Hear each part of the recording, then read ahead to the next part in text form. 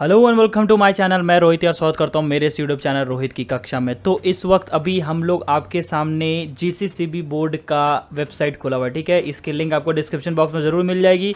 Basically ये video based है भाई कि अभी जो नई अपडेट आई है, बहुत दिन के बाद जीसीसीबी बोर्ड थोड़ा सा एक्टिव दिख रहा है, क्योंकि आप देख सकते हो नीचे करके 4 अगस्त को ये नया अपडेट अभी हुआ है साइट में, ठीक है। और जो सबसे पहली अपडेट आई है इस साल के लिए 2021 के एडमिशन से रिलेटेड, वो ये है आईटीआई वालों के लिए, ठीक है। आप ये नोटिस देख सकते हैं। ये नोटिस जैसे भी ओपन करिएगा, इस नोटिस में आपको यहाँ पे दिख जाएगा कि जो ये औद्योगिक प्रशिक्षण संस्थानों मीन्स आईटीआई में एडमिशन्स के लिए 2021 का बैच से लेके 2023 तक के लिए ये पूरी कंप्लीट संबंधित सूचना है यहाँ पे, या फिर नोटिस आप समझ सकते हो, ये पूरे दी गई है।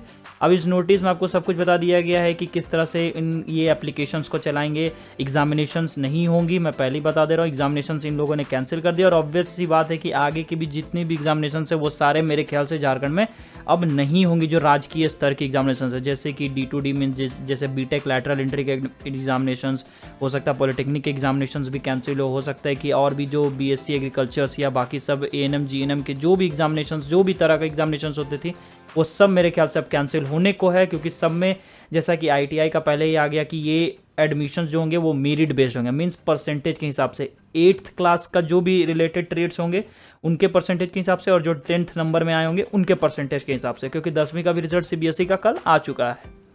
तो आगे बढ़ते हैं। ऑनलाइन आवेदन होगा जो नॉर्मली इस जगह पे आपको जाके करना है जीसीसीबी साइट में। ये click here for all online submissions, ये अभी बंद है क्योंकि अभी इसमें काम शुरू नहीं हुआ है। जैसे ही कोई एप्लीकेशन स्टार्ट होने को होंगी वो साइट काम करने लगेगा, और आपको चिंता करने की जरूरत नहीं है। ये जो मेरा चैनल है इसको सिर्फ आपको सब्सक्राइब करना है, या फिर इस पर नज़र बना के खाली रखिए। इसमें शुरू से लेकर अंत तक में, एप्लीकेशन से लेके काउंसलिंग होने तक में, जब तक आपका एडमिशन नहीं होता तब तक इसमें हर समय के लिए हर एक वीडियो आपको पोस्ट मिलेगा। अगर आपको विश्वास नहीं है तो पिछले साल के आप वीडियोस खोल के देख लीजिए। अभी तक आपको हमारे 200 से प्लस वीडियोस मिलेंगे जहाँ पे हर तरह के काउंसलिंग में हम लोगों ने मदद किया था, शुरुआत से लेके अंत तक। हर एक चीज़ पे आपको हर समय किसी भी समय नोटिस आएगा, आपको हर एक आधे घंटे 1 घंटे के अंदर आपको वो वीडियो पोस्टेड मिल जाएगा हमारे चैनल में। सिर्फ आप सब्सक्राइब कर लीजिए ताकि आप टेंशन फ्री हो जाएगा।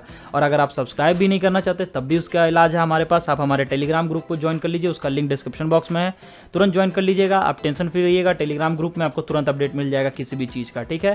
क्योंकि उसमें मैं कभी कभी लाइव भी आ जाया करूँगा ताकि आपको आसानी हो जाए समझने में, ठीक है। तो इस नोटिस में सिंपली यही बात बताया गया है कि कोई भी जो एग्जामिनेशंस नहीं होंगे, सिर्फ जो भी चीज़ें होंगी वो मेरिट लिस्ट के बेस्ड में होंगी, और जो मेरिट लिस्ट बनाई जाएगी वो 8वीं और 10वीं के नंबर के हिसाब से बनाई जाएगी, ठीक है।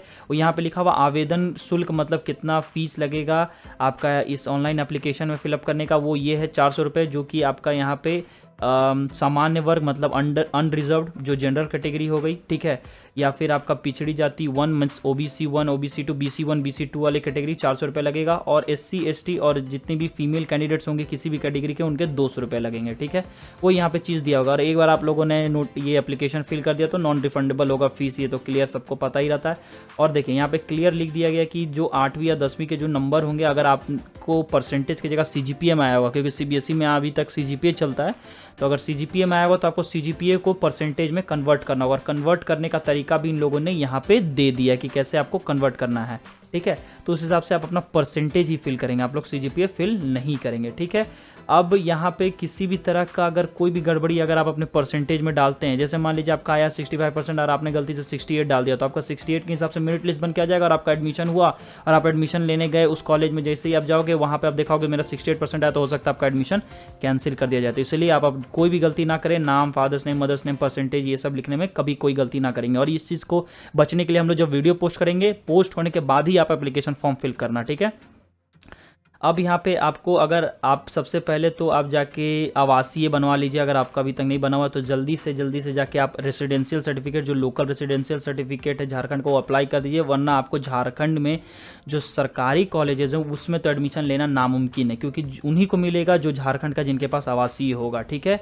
तो जाके वो बनवा लीजिए। न्यूनतम शैक्षणिक योग्यता यहाँ लिख दिया गया, seat metal worker, wireman mention या फिर प्लम्बर, वेल्डर, ये सब से रिलेटेड उनको 8वीं तक के योग्यता चाहिए, ठीक है। और जो बाकी उपरोक्त कंडिका में अंकित व्यवसायों को छोड़ के शेष कोई भी और जो बचते हैं उनके लिए 10वीं कक्षा उत्तीर्ण होना आवश्यक है। ये सिंपल सी बातें हैं। आयु सीमा भाई आपका यहाँ पे रखा गया 17 वर्ष होना चाहिए और बाकी सब के लिए 14 से 40 वर्ष के लिए होना चाहिए, ठीक है। ये सब सिंपल सी बातें रखी गई है। आरक्षण से भी रिलेटेड है तो उसके लिए भी आपको सर्टिफिकेट बनवाना होगा। जैसे अगर आपको BC1 BC2 से रिलेटेड चाहिए तो उससे आपका सर्टिफिकेट बनवाना होगा। SC ST का सर्टिफिकेट, कास्ट सर्टिफिकेट जिसे हमें बोलते हैं। अगर आपको TFW सीट चाहिए तो इनकम सर्टिफिकेट बनवाना होगा। ये सब चीज़ें चाहिए। अगर आप दिव्यांग कैंडिडेट है तो PWD सर्टिफिकेट बनवाना होगा। तो ये सब चीज़ें जाके आप बनवा ले, नहीं बनवा तो कंप्लीट बनवा ले, वरना एडमिशन नहीं हो पाएगा। क्योंकि अगर आपका पूरा कंप्लीट बना नहीं रहेगा, सिर्फ एक्नॉलेजमेंट स्लिप अगर आधा अधूरा लेके जाएंगे तो आप प्रॉब्लम में पड़ जाएंगे, ठीक है। तो इसलिए चीज़ों का आप ध्यान रखें, ठीक है। अब बात सिंपल सी है कि अभी फॉर्म फिलअप आया नहीं, उसकी डेट अभी दी नहीं गई है। जैसे ही डेट आएगा वो भी वीडियो पोस्ट हो जाएगा आपके सामने। जैसे ही पोस्ट होगा उसको देख लीजिएगा, समझ लीजिएगा, उसके बाद जाके फॉर्म फिलअप भरिएगा। वरना क्या होगा कि आप अगर हड़बड़ी में भरेंगे, हो सकता है उस वक्त साइट स्लो चल रहा हो, आपका पेमेंट ना हुआ हो। क्योंकि अभी तक पिछले साल भी बहुत सारे स्टूडेंट लोग का पेमेंट फंसा हुआ काउंसलिंग का, वो भी अभी तक रिटर्न नहीं आया है, बहुत सारे पेमेंट्स। तो हड़बड़ी में ना करें, समय बिल्कुल दिया जाएगा आपको 10-15 दिन का, ताकि आप आराम से फॉर्म फिलअप कर सकें। फॉर्म फिलअप करना, काउंसलिंग में पैसा करना, क्योंकि सारे चीज़ ऑनलाइन चलते हैं, ठीक है। तो ऑनलाइन में कभी कभी साइट स्लो चलता है, तो साइट स्लो की वजह से आपका ही पैसा फंसेगा, बैंक की तरफ से ट्रांजेक्शन नहीं होगा तो फंस जाएगा पैसा। तो इस सब चीज़ों में ध्यान रखें, ठीक है। और मेधा सूची मतलब मेरिट लिस्ट जो बनेगी उसी हिसाब से आपको रैंक दिया जाएगा, और रैंक के हिसाब से ही आप अपना कॉलेज को चुनेंगे। और वो कैसे चुनना वो सब चीज़ें मैं बता दूंगा। तो अभी आपका कोई फॉर्म फिलअप निकला नहीं है, जैसे निकलेगा उस पर भी वीडियो आ जाएगी। तब तक के लिए आप चैनल को बस खाली नज़र बनाए रखें और टेलीग्राम ग्रुप में जितना जल्दी हो उतना जल्दी जुड़ जाएं। तो मिलता हूँ आपसे आगे के वीडियोज़ में, तब तक के लिए अपना ख्याल रखें, सेफ रहें, सुरक्षित रहें। Thank you.